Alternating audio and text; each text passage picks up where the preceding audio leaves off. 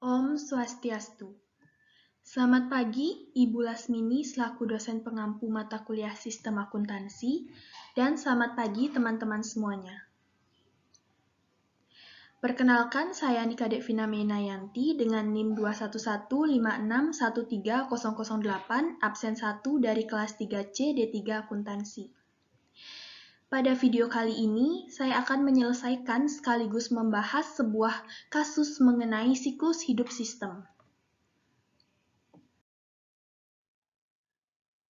Berikut merupakan tes kasus yang akan saya bahas, yaitu mengenai pembuatan bagan alir dokumen untuk melukiskan prosedur permintaan pembelian. Yang pertama, setiap pembelian harus didasarkan pada permintaan pembelian yang diajukan oleh bagian gudang ke bagian pembelian. Adapun kegiatan yang dilakukan di bagian gudang yaitu mengisi surat permintaan pembelian atau SPP 2 lembar, meminta tanda tangan otorisasi atas SPP dari Kepala Departemen Logistik, dan yang ketiga adalah mengirim SPP lembar ke-1 ke bagian pembelian. Sedangkan kegiatan pada bagian pembelian adalah menerima SPP lembar ke-1 pada bagian gudang, memproses SPP lembar ke-1 dalam prosedur permintaan penawaran, dan mengarsipkan SPP lembar ke-1 menurut kode barang. Untuk penyelesaian dan pembahasan,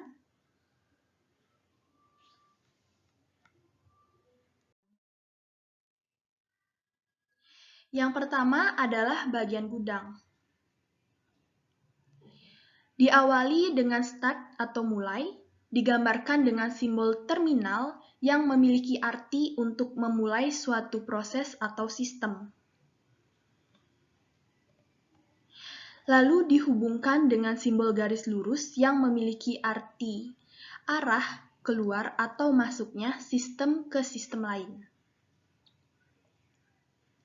Setelah itu, untuk bagian mengisi surat permintaan pembelian atau SPP, disimbolkan dengan bentuk trapesium yang menunjukkan bahwa kegiatan tersebut merupakan kegiatan manual yang pemrosesan untuk mengubah datanya dilaksanakan secara manual sebanyak 2 lembar yang disimbolkan dengan bentuk dokumen rangkap.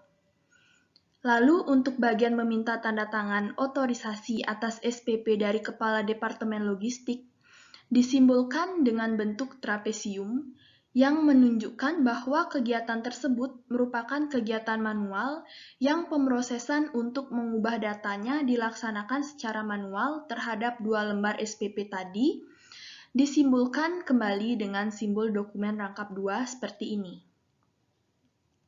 Setelah itu, untuk bagian pengiriman SPP lembar ke-1 ke bagian pembelian, disimbolkan dengan simbol lingkaran yang menunjukkan bahwa adanya hubungan bagan alir bagian gudang ke bagian pembelian, tetapi masih pada satu halaman yang sama.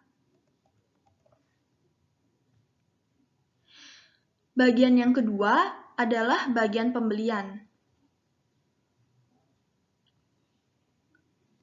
Diawali dengan simbol lingkaran yang menunjukkan adanya hubungan bagian pembelian dengan bagian gudang yang sudah dibahas tadi, di mana bagian gudang tersebut masih pada satu halaman yang sama.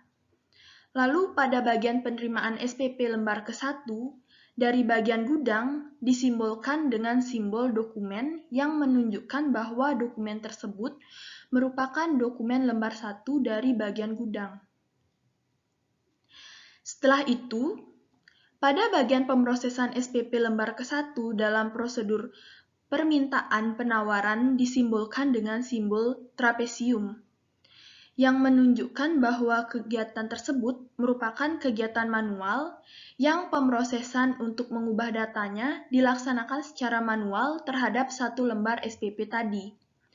Lalu, SPP lembar ke-1 tersebut diarsipkan menurut kode barang dengan menggunakan simbol segitiga dengan huruf N di tengahnya, yang menunjukkan bahwa dokumen tersebut diarsipkan secara manual dan bersifat permanen. Kemudian ditutup dengan simbol N atau selesai, digambarkan dengan simbol terminal yang memiliki arti untuk mengakhiri suatu proses atau sistem.